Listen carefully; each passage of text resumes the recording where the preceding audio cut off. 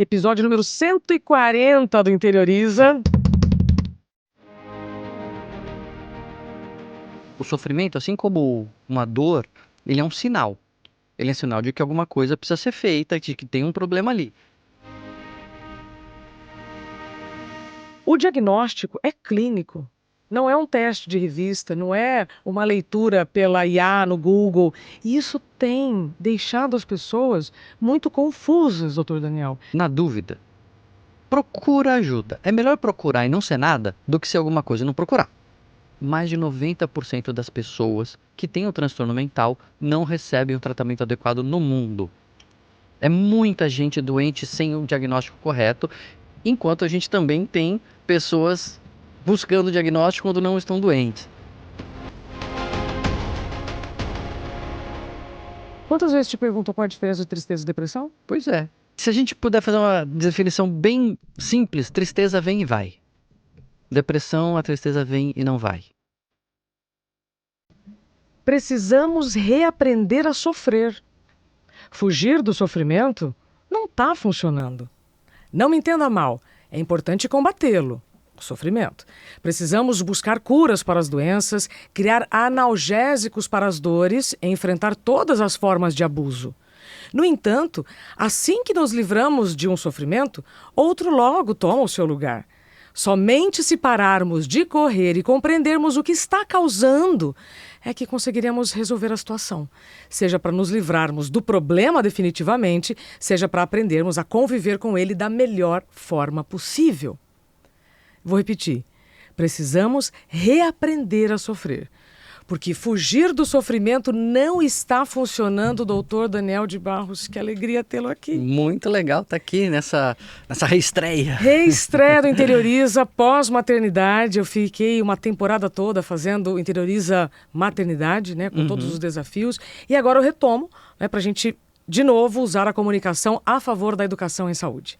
E eu não teria pessoa mais interessante e mais adequada neste momento, porque você acabou de lançar este livro, Sofrimento Não é Doença, para a gente estrear essa nova temporada.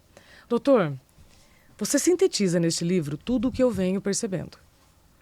Existe uma medicalização tremenda das dores. Então eu já quero começar com, te perguntando qual é a diferença de dor e doença. Pois é, Isa. Bom, primeiro um prazer estar aqui, né? Nessa reestreia, um privilégio mesmo estar aqui, uma honra, conversando sobre esse aspecto, né? Que o sofrimento existe e ele nem sempre é doença. Às vezes é, mas nem sempre. E o sofrimento, ele é qualquer situação que faz a gente, assim, ficar meio esmagado, meio murcho, meio diminuído, pressionado. Sofrer, eu estudando para o livro, descobri que sofrer vem de carregar um peso. Sofrer é ser colocado debaixo de um peso, né? Ser pressionado. E isso incomoda. Sofere? Sofere. Isso nos agride, isso nos incomoda, isso faz com que a gente precise fazer mais força. E é difícil, né? E isso traz o sofrimento. Só que isso às vezes é por conta de uma doença, então às vezes a pessoa pode estar doente com qualquer tipo de problema, inclusive transtornos mentais, e isso traz o sofrimento, mas nem todo não é uma doença. Tem coisas que são da vida, são situações difíceis, são situações desagradáveis, que era melhor que não acontecessem, não é uma apologia do sofrimento. A gente está dizendo que sofrimento é bonito, que sofrimento é gostoso. É um problema, é ruim, era melhor não ter. Mas se ele acontece, a gente tem que aprender a lidar com ele. Foi o que eu falo, né? Aliás, eu agradeço sempre a editora Sextante, que é uma editora de autoajuda e que me permite fazer esses livros assim tão diferentes, né? Um livro de autoajuda que começa com a frase: precisamos reaprender a sofrer. E o que significa isso, né? Isso aqui, assim, ok, a gente tem que lidar, a gente tem que fugir, a gente tem que tratar do sofrimento, a gente tem que tentar se livrar dele. Mas ele vai estar sempre por aí. E a gente precisa aprender a lidar com ele também. Então, sofrimento é uma dor. Nem toda dor é uma doença. Exato. E uma doença é o quê? Doença é mais fácil a gente achar que sabe do que quando você precisa definir, né, o que é de fato uma doença. Mas é porque tem várias definições, tem várias exceções, mas se a gente puder falar assim de uma definição geral, a doença é uma alteração do nosso funcionamento normal, ou seja, do nosso funcionamento habitual. Alteração essa que traz um problema, que traz uma dificuldade, que traz algum tipo de sofrimento e que pode ser tratada com algum tipo de intervenção. Vai sempre ter exceção aqui, exceção ali, mas eu até dou um exemplo, eu acho muito ilustrativo, o exemplo da anemia. Porque a anemia é uma coisa super objetiva, né? Você colhe lá o sangue, você vê uma doença, né? Você colhe o sangue, você vê que tem menos glóbulo vermelho ali, ou menos hemoglobina, então tem um número que você fala que é anemia. Tá bom, mas aí o jogador de futebol vai na Libertadores jogar lá em La Paz, onde a pressão é baixa e tem pouco oxigênio, e ele que não está com anemia, lá ele funciona como se ele tivesse com anemia. Lá os índices são outros, porque ele precisa de mais hemoglobina porque tem menos oxigênio. Então, o que define a doença? Anemia? É um número? Não. É a relação do organismo com o ambiente. O mesmo serve para os nossos transtornos mentais. O que é que define a ansiedade? O TDAH. O TDAH é um exemplo maravilhoso. Sim. É você simplesmente não prestar atenção? Não, é você ter uma atenção que de fato é diminuída e é insuficiente para você lidar com os dias de hoje. Provavelmente no tempo das cavernas não existia déficit de atenção. Você tinha mais, era que estar distraído prestando atenção em volta, né? Você não tinha nem 1/1000 do que tem hoje. Pois é. De distrações. De distrações. Evidente. De necessidade de prestar atenção, né? Sim. Você tinha que mais se distrair do que se focar. Hoje em dia você tem que mais que se focar do que se distrair. Então é isso, doença é essa situação que de alguma maneira nos atrapalha e que a gente tem que tentar tratar. Não estou dizendo que não é para tratar a doença, né? Absolutamente. Mas você, como médico, psiquiatra, deve ver, como eu vejo todos os dias, muita gente tentando tomar um remédio para aplacar uma dor que não tem a ver com uma doença, que tem a ver com uma fase da vida. Isso acontece. Eu quero te mostrar um vídeo. Quero que você assista até o fim, né? Você que está aqui nos acompanhando também vai ver até o fim. E aí, a partir dele, você me conta qual é a sua percepção. O vídeo da lagosta e do rabino.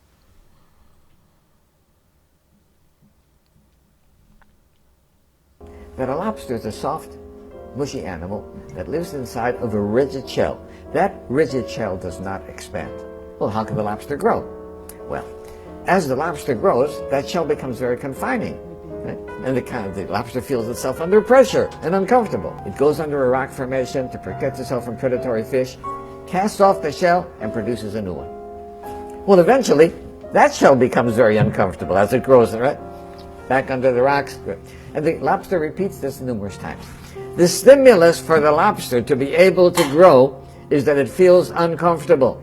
If lobsters had doctors, they would never grow. Because as soon as the lobster feels uncomfortable, goes to the doctor, gets a Valium, gets a Percocet, feels fine, never gets off its shell.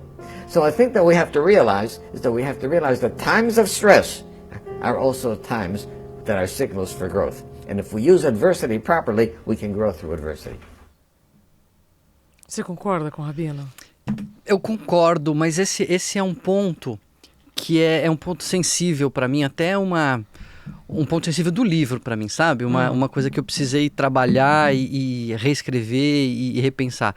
Porque, de fato, o sofrimento, assim como uma dor, ele é um sinal. Ele é um sinal de que alguma coisa precisa ser feita, de que tem um problema ali. Então, e eu falo isso para um monte de coisa, assim, a gente cansou de empurrar pedra e cansava e machucava a mão e a gente inventou a roda. Então, se não tivesse o sofrimento de empurrar pedra, não teria roda. E nesse sentido, o sofrimento é importante. E existe até uma área de estudo que é chamada, até o que o Rabino fala, de crescimento pós-trauma. Isso. Né? Depois de dores, depois de situações ruins, depois de situações traumáticas, muitas pessoas conseguem crescer, florescer, descobrir conexões que elas não tinham, potencialidades que elas não sabiam que tinham e nunca saberiam se não fosse o sofrimento. É verdade. Isso é impecável. Mas isso não significa, e esse é o ponto sensível, que a gente tenha que se conformar com o sofrimento. Né? Então, assim, bom, eu não vou no médico porque eu ouvi que sofrimento faz parte da vida, então paciência, eu tenho que aguentar. Calma, não é assim. Ninguém quer que as pessoas fiquem sofrendo. O que a gente quer é separar a doença do sofrimento. O livro, ele fala do exagero diagnóstico, mas ele também fala da falta do diagnóstico. Se você tem um estudo de 2025 feito em mais de 20 países mostrando que mais de 90% das pessoas que têm um transtorno mental não recebem um tratamento adequado no mundo. É muita gente doente sem o diagnóstico correto, enquanto a gente também tem pessoas buscando diagnóstico quando não estão doentes. Então esse equilíbrio eu acho que a gente encontra fazendo o diagnóstico com seriedade. Eu acho que o livro é mais sobre a gente não ser leviano, sabe? Irresponsável em sacar diagnóstico, assim como se fosse uma carta da manga. Saca aí o diagnóstico desse, o diagnóstico daquele, entendeu?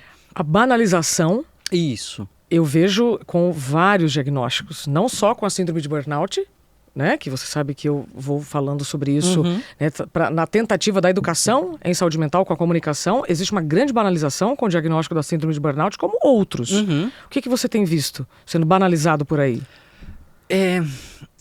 Praticamente qualquer diagnóstico, mesmo que não sejam dos transtornos mentais, eles acabam, de alguma maneira, sendo exagerados, né? Eles correm o risco.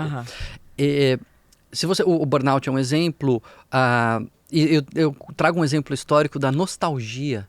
Nostalgia foi já considerado um diagnóstico médico, uma doença, porque afetava os marinheiros, naqueles regimes de trabalho insanos que tinham, os degredados que tinham pena, a pena do sujeito era ser expulso do país, né? Então, eles ficavam muito mal, isolamento, solitários, e tinham esse diagnóstico de nostalgia que desapareceu quando a gente percebeu que não era assim que tratava as pessoas. Então, não é mais um diagnóstico. Ele respondia a um momento da sociedade, a uma forma que a sociedade estava organizada. Ele tinha um sofrimento específico que acontecia naquele contexto, que era tão relevante que recebeu um nome próprio. Eu acho que isso acontece com o burnout. De que eu quero dizer com isso? Quando a gente entende o que é burnout, você percebe que, na verdade, ele é uma forma de estresse. E os sintomas não são muito diferentes de outros tipos de estresse que podem acontecer em vários tipos de situações. Então, a pessoa pode estar num relacionamento abusivo, por exemplo, e ficar desgastada, ficar exausta, ficar sentindo que tem raiva do parceiro, que ela trabalha naquele relacionamento e não funciona. E sintomas idênticos ao do burnout, que a gente não vai chamar de burnout, é estresse. Só que o trabalho é uma coisa tão importante na nossa sociedade que quando esse estresse acontece no condomínio, no relacionamento ou no futebol, a gente não dá um nome. Quando é no trabalho, a gente dá um nome próprio, burnout. Isso não significa que ele seja uma entidade clínica, uma doença à parte. Mas por que a sociedade então deu um nome? Porque o trabalho é muito importante para nós. Ele toma muito tempo do nosso dia e ele está sendo mal construído de uma maneira mal gerenciado, que leva as pessoas a sofrer, não necessariamente adoecer e eventualmente adoecer por conta disso, né? Exato. Então tem isso, e tem modas diagnósticas. Quando eu era residente, estava entrando na moda o transtorno bipolar. E quando eu falo em moda diagnóstica, às vezes as pessoas ficam meio receosas, bravas comigo, como se eu estivesse desqualificando e dizendo que aquele diagnóstico não existe. Ao contrário. O diagnóstico é sério, justamente por isso que ele não pode virar moda. Ele tem que ser feito quando a pessoa tem a doença. Então era a moda do bipolar, estava começando a aumentar a conscientização sobre o problema, que era muito pouco diagnosticado, passou a ser mais reconhecido, só que aí de repente tudo é bipolar. A pessoa que é de lua, ela vira bipolar. A pessoa que é mal-humorada de vez em quando, chamam de bipolar. E aí isso perde a especificidade, né? Perde o rigor. Depois teve pânico, burnout, enfim... Tudo corre esse risco, sabe? É como hoje várias pessoas que estão esquecendo alguma coisa dizem, é o Alzheimer chegando. Pois é. Eu fico tão triste. Pois é. Né? Então, no livro você comenta o caso, inclusive, de uma pessoa que teve, de fato, o transtorno bipolar identificado e que vivia entre altos e baixos até ter um problema grave físico, ou seja, agudo. Então, ela tinha, no meu entendimento, ela tinha uma doença crônica. Mas aí quando ela tem um problema agudo, ou seja, quando ela sofre um acidente, ali ela melhora. Então, é possível eu melhorar a minha saúde depois que eu fico doente? Esse caso eu coloco na conclusão porque ele é um caso que me desafia até hoje, sabe? Uma paciente uma pessoa, né? Eu nem identifico o gênero, assim, mudo os detalhes para que não tenha nenhum problema de sigilo, mas foi uma pessoa que eu atendi que tinha ali um problema crônico E a vida travada por conta disso. Aí o INSS não afastava, mas o emprego não deixava voltar, e a pessoa usava substâncias e brigava com a família. Né? Caos. O caos. Aí um dia ela sofreu um acidente, teve um traumatismo craniano e ficou paraplégica. E aí quando eu tive um novo atendimento, a pessoa tinha conseguido o benefício. A pessoa não sumia mais pela vida usando drogas. Tinha melhorado o relacionamento com a família. Estava assim, num relacionamento positivo. Estável, sendo cuidada. Cara, mas ela tinha piorado, ela tinha ficado paraplégica. Só que a vida dela tinha melhorado depois que ela ficou pior. Então, ela tá mais doente ou ela tá menos doente? Ou a doença, na verdade, foi uma doença mais... Não questão de gravidade, mas uma outra doença. Além do transtorno bipolar, agora ela tinha, né, um problema neurológico grave. E aí a família cuidava e dava o remédio, ela ficou estável, parou de usar droga, conseguiu o benefício, a vida melhorou. É difícil entender que a pessoa que teve um acidente ficou mais grave, a vida melhorou. Então, isso traz um embaraço, mostra como a questão de doença versus sofrimento é muito mais complexa do que a gente imagina. Né? Porque essa pessoa estava sofrendo menos quando ficou mais doente. Então, repete, isso... a pessoa ficou, repete, doutor, ficou menos doente. Não, ela ficou mais doente, né? Ela teve mais uma doença neurológica em cima de uma doença psiquiátrica e passou a sofrer menos, mesmo tendo uma doença a mais. Isso embaralha muito esses conceitos de sofrimento e doença, né? Sofreu menos, ficando mais doente. Exato. Será que isso também não tem a ver com os aspectos de ressignificação e a própria saúde mental? A saúde mental dela melhorou e tem alguns detalhes que eu coloco, né? Tem coisas que a gente sabe, você fala muito de a gente proteger a nossa saúde mental, dos EPIs, né? De a gente usar coisas para nos proteger. E existem fatores que são sabidamente agressivos para a nossa saúde mental. Exato. Desgastantes. Relacionamentos ruins, né? Falta de relacionamentos ou vínculos negativos, vulnerabilidade social, insegurança financeira. Tudo isso é agressivo para nossa saúde mental. No caso dessa pessoa, essas coisas melhoraram. Ela passou a ter estabilidade financeira porque ela conseguiu o benefício. Ela melhorou seus vínculos com as pessoas de casa. Ela foi amada, ela deu amor. Então, ela acabou melhorando do ponto de vista emocional também. Né? Então, eu achei fantástico o exemplo. É uma história que me marcou muito, assim, sabe? Eu me identifico e vejo também outras pessoas identificando porque eu fiquei muito mais saudável depois que eu tive o diagnóstico da síndrome de burnout. Uhum. E que para mim hoje é um termômetro. Eu fico vigilante constantemente porque a chance de eu recair naquele modelo, né, de fazer muito e aí com isso me descuidar e aí sofrer um assédio é maior. Exato. Então eu sempre fico muito vigilante e tenho certeza que eu fiquei mais saudável depois do que aconteceu. Mas nem todo mundo consegue ver o lado bom do lado ruim. Eu não sei como é que o Dr. Daniel consegue cada vez escrever um livro melhor. Esse que nós estamos falando é Sofrimento Não é Doença, porque eu entendo que é o tema que você precisa mandar para os grupos de WhatsApp. Tá? Esse é o conteúdo que você precisa encaminhar, mandar para quem você gosta e não gosta. Sabe? Antes desse livro, você lançou Viver é Melhor Sem Ter Que Ser o Melhor, que fala sobre por que não estar no basal, abaixar no um médio, pouco essa pressão. Ansiedade. Uhum. Antes dele, Rir é Preciso. Mas o que eu mais gosto é o lado bom do lado ruim. Esse, para mim, é a leitura de cabeceira, eu recomendo todos os dias. Então, para mim, isso já é uma evolução do lado bom do lado ruim. Depois que os livros estão prontos, eu percebo que eles se conversam, né? Totalmente.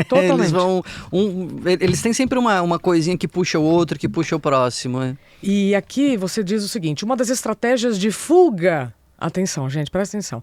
Uma das estratégias de fuga mais comuns é lidar com o sofrimento como se fosse uma doença, algo que pode ser curado com ciência. Ou seja, algo que eu posso tomar um remédio e passou. Uhum. E aquela dor tá te trazendo uma mensagem. Eu descobri, sabe, Daniel, que as dores são mensageiras. Pra gente, sem querer ser repetitivo, mas... Não, precisa repetir. Educação é repetição. É verdade. Porque é um exemplo muito ilustrativo que é o burnout. Vamos lá, vamos voltar para o burnout. Por quê? Vamos lá. A pessoa... Vamos dizer, uma pessoa que não adoeceu ainda. Tem um aspecto complicado do burnout, é que muitas vezes ele já é um quadro depressivo que a gente acha que é burnout, né? E aí é má confusão ainda. Mas vamos pensar uma pessoa que está desgastada, que está pressionada, que está esgotada, ela está com uma síndrome de burnout, ela está com estresse realmente... O corpo já não está funcionando. Pois é, a cabeça ela já devagar. Com vários órgãos pifando ou pifados. Beleza. Aí... A gente sabe que a causa disso é o estresse não gerenciado adequadamente no local de trabalho, que eu sempre lembro que é obrigação dos dois. Estresse crônico, longo. Não é uma coisa, né? Um dia, né? Exato. E que gerenciar é função do empregador, sim, a gente tem que repensar o jeito que a gente faz o trabalho, o modelo, mas também do empregado, que você fala muito bem isso, de que às vezes a pessoa muito idealista, muito empolgada, que quer fazer tudo... Acaba não aguentando. Os médicos, né? Já vem de um modelo que quanto maior o plantão, mais forte eu sou. Exato. Né? Quanto menos eu descanso, mais eu aguento. Gosto da profissão, enfim. Tá bom, então a gente tem essa pessoa com um burnout. É comum que essa pessoa tente lidar com isso e procure médico pensando em duas coisas, em tomar remédio e em ser afastado. Exatamente. Porque... De fato, pessoas doentes, muitas vezes, elas são encaradas de uma maneira até sociologicamente diferente, podem ser afastadas das suas obrigações, isso acontece e está certo, que as sociedades fazem isso, desde as sociedades primitivas fazem isso, né? Agora, o que vai resolver dar um remédio ou tirar a pessoa daquele lugar, sendo que daqui a pouco ela vai voltar para aquele lugar nas mesmas situações. Nas mesmas condições. Nas mesmas condições, no mesmo modelo, com os mesmos fatores de estresse. Então, esse é um exemplo de um sofrimento que o remédio não vai dar conta. Porque ela precisa mudar e às vezes é mais fácil falar do que fazer. A pessoa tem situações que ela não tem condição de mudar, ela tem uma situação que ela não consegue mudar daquele emprego, que o chefe isso, que o chefe... Tem tudo, tem todos esses modelos, mas muitas vezes é possível a gente ajustar pontos e diminuir o estresse e aliviar pelo menos essa carga. Sim, gerenciar melhor. Gerenciar melhor. Tem um outro caso que eu nem conto no livro, mas é de um paciente que esse cara tinha burnout, assim, eu vejo pouco burnout na prática, porque na maioria das vezes as pessoas que chegam para mim já estão mais doentes, já estão com depressão, já ultrapassaram, né? Exato. Mas esse tinha burnout. E aí, ele falou, não, mas o trabalho me estressa. Eu falei, cara, mas isso é muito genérico. O trabalho me estressa. Vamos fazer um mapa aqui. Vamos abrir a agenda, segunda até sábado, ou até sexta, de manhã, de tarde, de noite. O que é que estressa? É o caminho? É o trânsito? É a reunião que você tem na segunda de manhã? É o cliente que você fala segunda à tarde? É a terça-feira? E a gente foi fazendo um mapa e ele conseguiu finalmente entender. É esse aspecto, sei lá, uns 2, 3 aspectos da semana inteira. Pronto. Agora você chegou no ponto. Isso eu tenho reforçado todos os dias, que nós estamos adoecendo por reclamar das regras do jogo que a gente escolheu jogar. Sensacional, muito bom. Então, eu todos os dias eu te convido a pensar. Se você escolheu trabalhar na cozinha, não adianta reclamar que você pode queimar a mão, se você vai ter contato com o fogo todos os dias. Né? No jornalismo, não adianta reclamar do deadline. Eu já sei que eu vou ter prazos. Então, a questão é, será que eu estou com saúde mental para viver entre prazos e pausas? Ou eu estou esquecendo das regras do jogo que eu escolhi jogar. Então, para mim, de novo, voltando para o seu livro, sofrimento não é doença, é isso que eu quero dizer. Você está escolhendo, fazendo escolhas, ou continua em jogos que de repente não é mais para você. É como querer continuar usando um sapato pequeno. Seu pé cresceu e você está querendo caber naquele sapato antigo. É o caso da lagosta. Imagina se você insistisse em ficar usando o seu sapato antigo. E aí, doutor, se a gente não consegue ficar um dia com um sapato um número menor do que o nosso pé, como é que as pessoas, e eu estou me colocando no meio, porque eu já fui uma delas, se encolhe para caber nos lugares? Gostei do se encolhe, que sofrimento é isso? Se encolhe. É se encolher. Para caber nos lugares. E quanto mais prestígio um local tem, até um sapato, quanto mais prestígio um sapato tem, mais você vai se esforçar para caber nele. Então vamos lá. Você acredita que este sofrimento generalizado que a gente está tentando medicalizar tem a ver com querer fazer parte de algo que não é para mim? Falta uma atualização de identidade do sujeito para rever realmente, mas por que eu tô sofrendo para fazer parte desse grupo se nem é para mim, eu nem quero? Eu acho que boa parte do nosso sofrimento nesse sentido vem desse modelo, dos modelos, porque são vários, Sim. que a gente adota que podem não fazer sentido, independente da gente pensar se faz sentido para nós ou não. Essa vida não refletida que o Sócrates fazia que não vale a pena, né?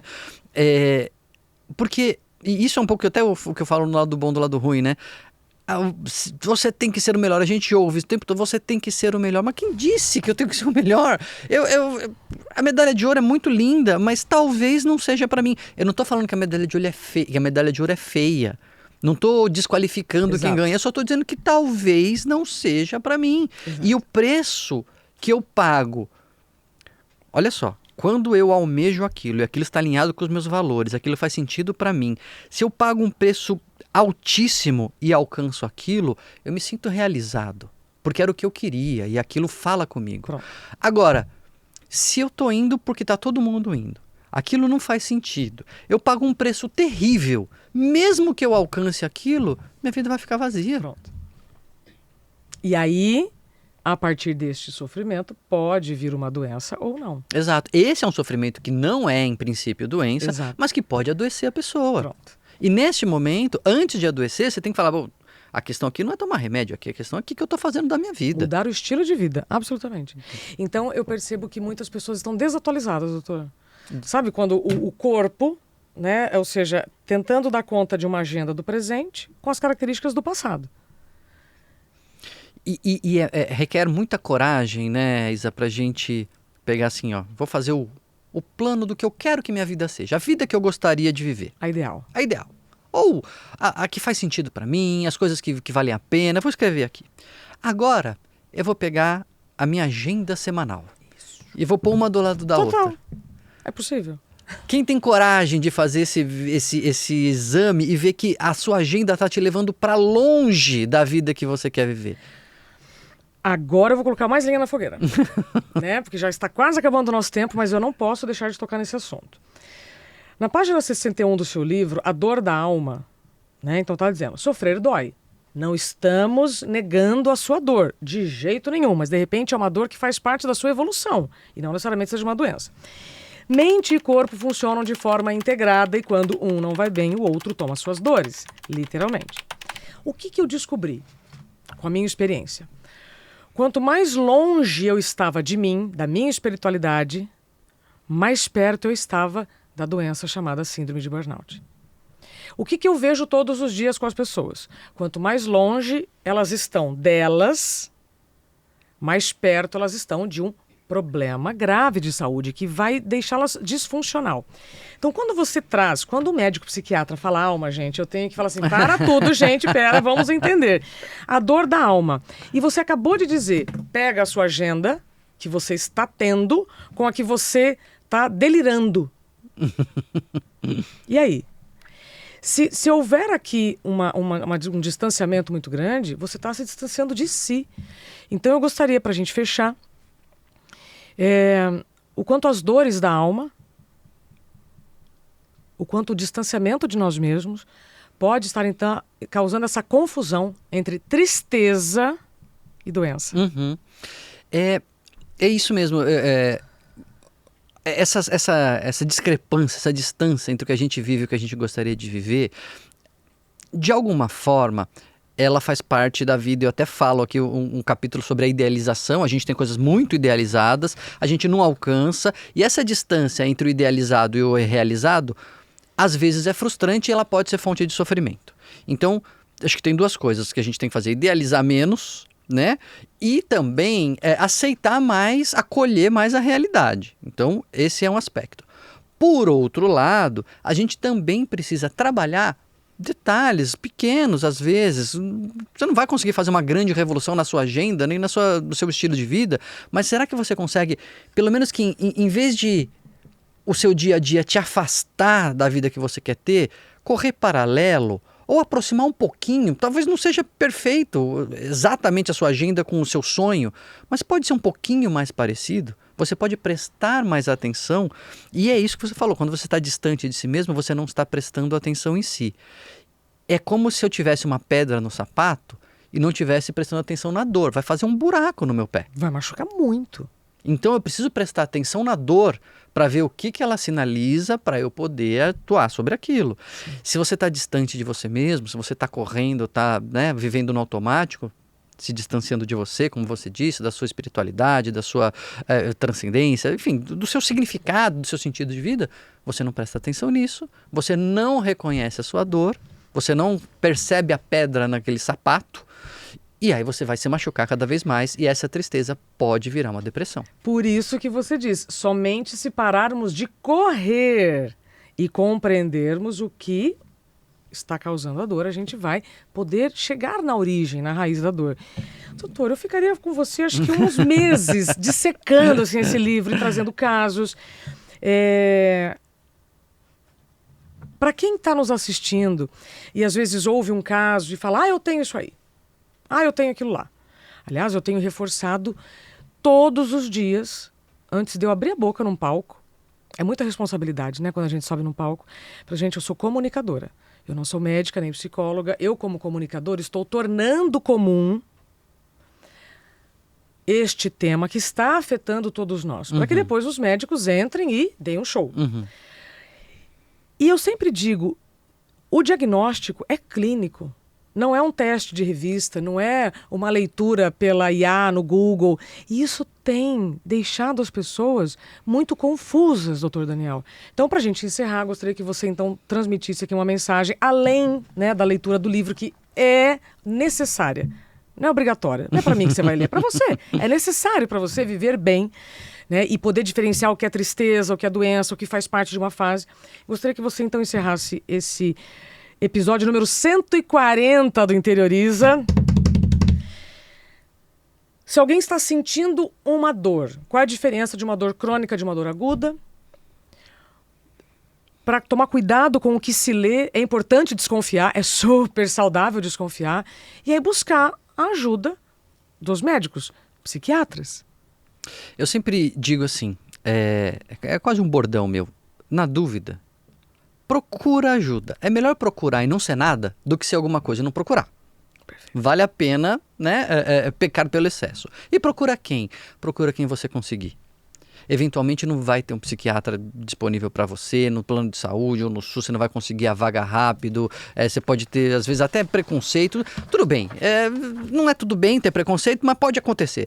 Mas procura alguém, fala com o psicólogo do seu filho, fala com o psicólogo da escola, fala com o seu ginecologista, com o médico de família. Troca uma ideia com alguém da área da saúde. Que vai ajudar, que vai ouvir e que vai conseguir eventualmente esclarecer um pouco o que está acontecendo e aí sim eventualmente encaminhar para um atendimento profissional, para uma intervenção médica, que também não tem psiquiatra suficiente para tratar todas as depressões do mundo. Pode ser um médico de família, pode ser o seu ginecologista, não tem problema, né? Sobretudo os quadros iniciais, os quadros mais comuns, procura ajuda. Na dúvida, procura ajuda. Agora, tem uma outra mensagem no livro, Isa, assim, isso é muito importante, mas é tão importante a gente estar conectado, a gente ter vínculos, a gente ter essas pessoas que nos ajudem, porque tem até um dado interessante, recente da OMS, que fala que 1 bilhão de pessoas no mundo tem um transtorno mental, que é um dado assustador. Ou seja, cada 8 pessoas, uma. Isso. Mas ele também nos diz que tem 7 bilhões de pessoas que não têm um transtorno mental. Então. E todas sofrem. Quem está doente precisa ser tratado. Quem não está doente e está sofrendo precisa ser cuidado. E o cuidado é um pelo outro. O cuidado é a gente cuidando um do outro, é a gente prestando atenção, é a gente estendendo a mão, é a gente se colocando disponível. Então, assim, procure ser cuide e procure ser cuidado. Eu adoro achar as palavras dentro das palavras. Olha o que está dentro de procura. Cura dentro da procura, é isso aí. Dentro da palavra procura, a cura. Se você não procurar a raiz da dor, dentro. Dentro. E não só fora, dificilmente a gente vai deixar de falar desses temas para falar de prevenção, para falar de outros temas que fazem parte da saúde mental, que são muito mais leves. Né? Ninguém quer falar de tristeza, mas a gente precisa reconhecer a tristeza para evitar a doença. Quantas vezes te perguntam qual é a diferença de tristeza e depressão? Pois é, sempre, né? Então responde agora só para nós, para quem está na dúvida ainda. Se a gente puder fazer uma definição bem simples, tristeza vem e vai. Depressão, a tristeza vem e não vai. Nem sempre a tristeza, às vezes a depressão é só um desânimo, não tem às vezes é uma falta de energia, uma irritabilidade, mas é qualquer emoção que vem e não vai e está te atrapalhando. Está te atrapalhando, você não conseguiu reagir sozinho. Será que é? Não sei, vou esperar para ver. Não espera, na dúvida procura. Melhor procurar e não ser nada do que ser alguma coisa e não procurar. Quem procura cura. Sextante, Nana, um beijo, parabéns, tá? Por sempre fazer... Eu não sei como é que vocês conseguem, já disse, fazer um livro melhor que o outro. Sofrimento não é doença, nem todas as dores precisam de remédio, mas todas merecem cuidado. Doutor, você falou aqui dos EPIs da saúde mental, tá aqui, né? Não posso falar agora. Aliás, não posso falar agora. Estou disponível, posso falar. Isso é um recurso para que eu delimite um espaço. Eu ficava chocada na TV. Você está ali, de fone, concentrada. Vem uma pessoa e fala, tem um minutinho. Ou trazendo um assunto absolutamente desnecessário. Então, tá aqui, ó. Eu posso falar agora, não posso falar agora. Funciona. É cultura. Eu preciso usar, as pessoas precisam repetir e a gente vai, assim... contribuindo para essa mudança. Você gosta disso? Perfeito. Eu falo muito não. Você usa? Esse aqui eu não vou passar a usar Vai agora, levar, mas eu uso muito não. Total. Eu falo agora muito, não. Outro dia eu postei nas redes sociais que um dos segredos... As pessoas falam, mas como é que você faz tanta coisa e tal, não sei o quê? É porque eu falo muito não. Absolutamente. Muito. Pronto. Mais do que as pessoas gostam, mas tem resultados, tem frutos. Excelente. Obrigado, doutor Daniel. Foi um privilégio abrir contigo. E para quem quer continuar essa prosa, além dos seus livros, qual é a sua principal rede? Eu tenho um canal no YouTube, Daniel Martins de Barros, e também posto coisas no Instagram, Daniel M. Barros. Podemos conversar por lá também. Excelente. Obrigado, doutor Daniel. Sempre um prazer. Estamos sempre em sintonia. Espero que esse livro chegue para todos que precisam, né? Eu gosto de dizer que quando o ouvido está pronto, a mensagem chega. Este é o episódio número 140 do Interioriza. Nós estamos com quase 100 mil inscritos no canal do YouTube, então nos ajude a avançar com essa mensagem para mais pessoas.